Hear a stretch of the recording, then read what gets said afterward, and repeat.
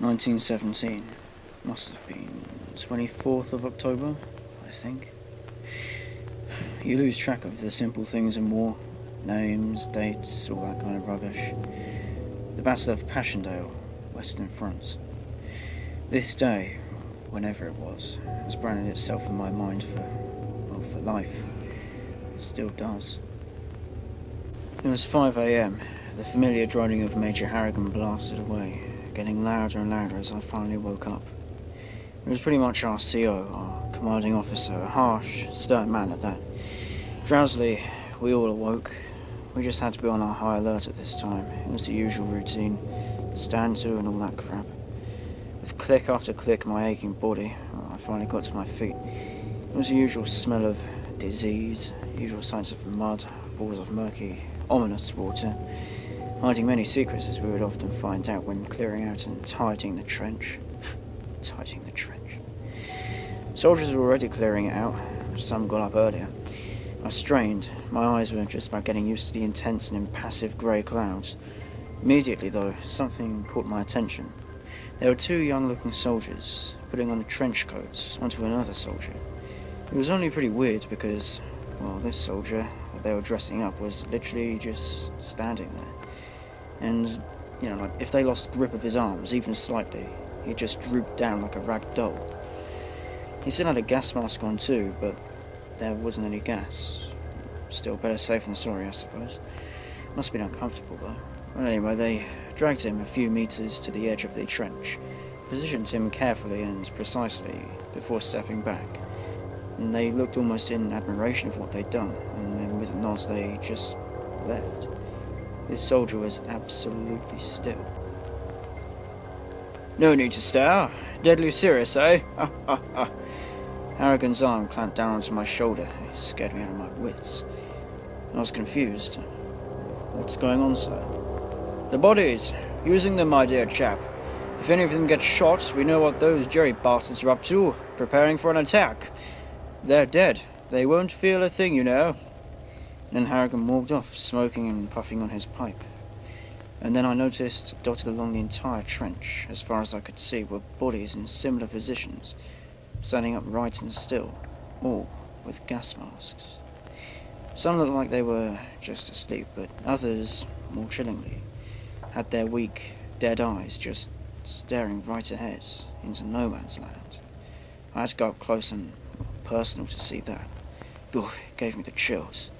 These bodies, once people, were just now being used as dummies. As if they meant nothing, but still, in war you couldn't let your emotions get the better of you, and they just weaken you down. The morning went on and dragging itself slower than me, I must admit, but by noon I heard a familiar voice. Greg, fancy tea? Or some coffee? It was Private Locke, who always had a smile carved into his tired face. He poured me some coffee, bloody strong coffee too. Some soldiers were watching out into the empty no man's land.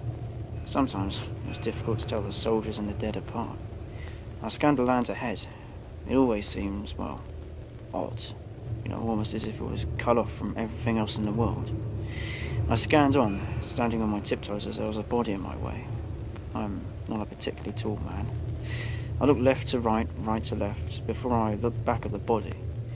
The arm that was, well, simply flat down on the muddy edge of the trench, was now flopped down.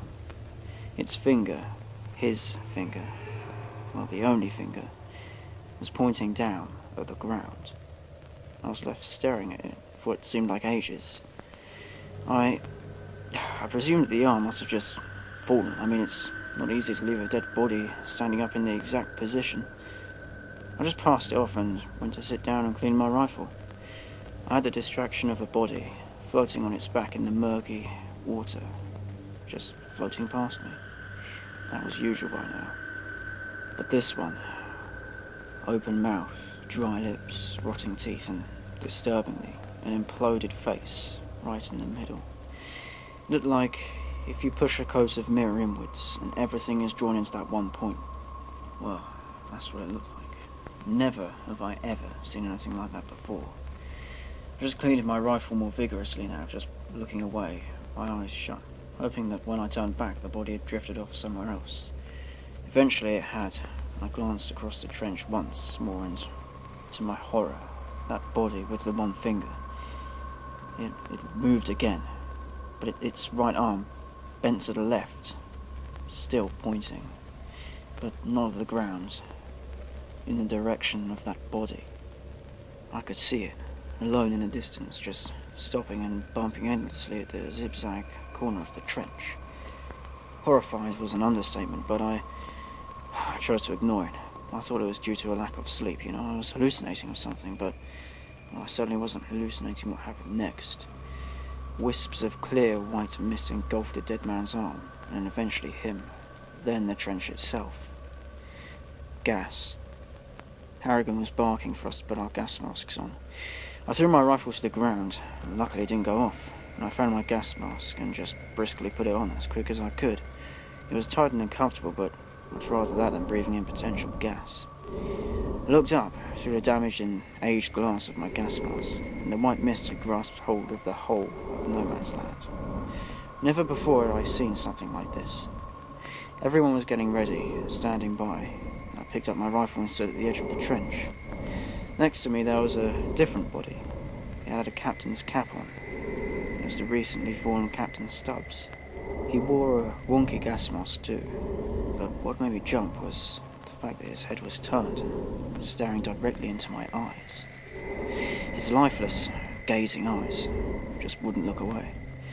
But chillingly, his head was stiff, unmoving. He'd only been dead a mere 12 or 14 hours at least. I mean, I don't know much about dead bodies, but I don't think his body could have just stiffened up completely like that, and it looked completely stiff as well. I looked away, uneasily, and then I heard Harrigan shouting behind me, annoyed. A noise that someone had played a very bad joke. He warned everyone not to turn the heads of the dead bodies again. Hours and hours had gone past and nothing had happened, but we trained all our focus onto no man's land, still covered in mist. Harrigan was bickering over the phone to some high-ranking superior, saying that we should mount an attack on the Jerrys, since the mist, covered us perfectly. The rest of us were silent. Then, out of nowhere, bullets whizzed mercilessly straight towards us. I dropped my rifle and covered my ears, hiding my face down in the mud. Why, I don't know. I should have just dropped and taken cover. But there were no screams, literally whizzing bullets, just for a second, then silence. For minutes, I remained as I was. All I could hear was the howling wind, and then slowly peered out, and the mist was still there. But all around me, the entire trench was littered, and I do literally mean littered, with the fallen bodies of everyone in my battalion. Friends, soldiers I'd barely even talked to, even Harrigan, fallen beside the field telephone. How the fuck I survived and nobody else had, I don't know. It was not a nightmare, and I was not imagining it. All the propped up bodies remained. Stubbs was still staring ahead, his body still turned. But as I inspected all the bodies, not bothering to crouch because of the mist, I noticed one detail. All of their eyes were open, and all were in the same direction. The mist. No man's land. The exact same positions. They were all just fixated on them. You could clearly see that through the gas masks. All I could hear was my horse breathing, getting quicker and quicker. I just had to take a look at the fingerless body again. Instinct, I suppose. His right arm was now bent over his neck completely. Like Stubbs, stiff. The one remaining finger was pointing out towards no man's land. Picking up my rifle and not giving a care in the world, I walked into no man's land. Walking here, it felt alone and uneasy, but I felt really like I was nowhere, all in this endless white. I daren't utter a word. I felt my own voice would scare me. As I headed deeper and deeper into the mist, it got darker and darker. All I could hear was whispering, but loads of different, bodiless and weightless voices out of sync, coming from nowhere. They were almost calming, peaceful. There's nothing creepy about them, until I realised that there was nobody else in no man's land except me. Not in my immediate vision, anyway. couldn't be imagining it, surely. It was almost like they were guiding me on. But I was walking on endlessly now. I wanted to turn back now. At least I'd feel much safer in the trench.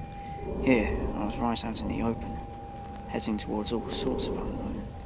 I went to turn back, but staggered back in horror. Dotted in a line, a perfect, straight line, were the dummy bodies, all staring through the gas masks.